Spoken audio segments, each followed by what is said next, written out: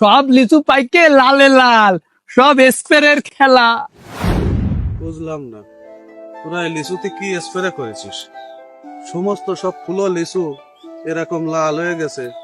এসব লিচু তো কালার আসার কথা আরো 1 মাস পরে। আরে লিচু শুধু লাল হয়নি, এই লিচু কালকে বাজারে বেচবো। আরে কারোর লিচু এখনো বাজারে উঠেনি, কালকে আমরা লিচু বাজারে বেচবো। তোর কি এই দেখে আনন্দ লাগতেছে না? আনন্দ মানে? এই, এতে আনন্দর কি আছে? তোরা লিচুতে কি দিছিস সত্যি করে কত আমারে? তুই তো আমাদের পার্টনার, তোর তো বলাই যায়। আরে তেমন কিছু না, এই লিচু দ্বারা কালার করার জন্য একটু স্প্রে করেছি। দেখতে পাচ্ছিস না? এই দেখ সরাসরি প্রমাণ। তোর কথা বুঝলাম না, এই ফুলো লিচু কালার করে তোরা কি করবি? আরে পাগল নাকি তুই? সবার আগে লিচু বাজারে আমরা নিয়ে যাব, আর সবার থেকে দাম আমরা বেশি পাবো। বুঝতে পারতেছিস না তুই কিছু? বুঝলাম না, এই ফুলো লিচু তোরা বাজারে নিয়ে যে কি করবি?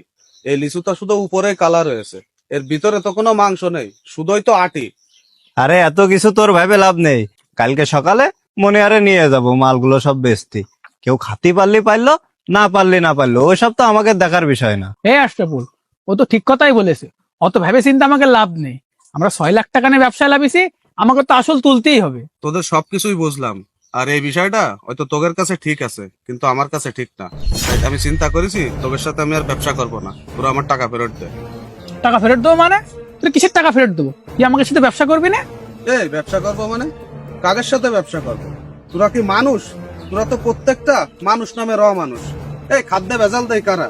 আমাদের দেশের সব থেকে নিকৃষ্ট লোক, যারা ছোট লোক, তারা খাদ্যে ভেজাল দেয়। এই যে লিচু, সমস্ত লিচু ফুলও রয়েছে, কালকে একটা ছিঁড়ে দেখলাম ওর ভিতরে আটি এখনো পুষ্ট হয়নি। আর সেই লিচুটি তোরা এই স্প্রে মাইরে কালার করে বাজারে তুলবি, তুলে বেশি দামে বিক্রি করবি। আরে পাগল, এই লিচু কি শুধু আমরা খাবো নাকি আমাদের বয়সের লোক খাবে?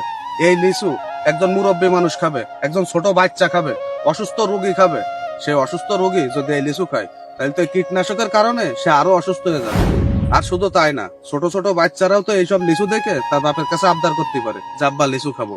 আর এইসব লিচু যদি ওইসব ছোট ছোট বাচ্চারা খায়, তাহলে কি হবে? ওরা আরো অসুস্থ হয়ে যাবে না?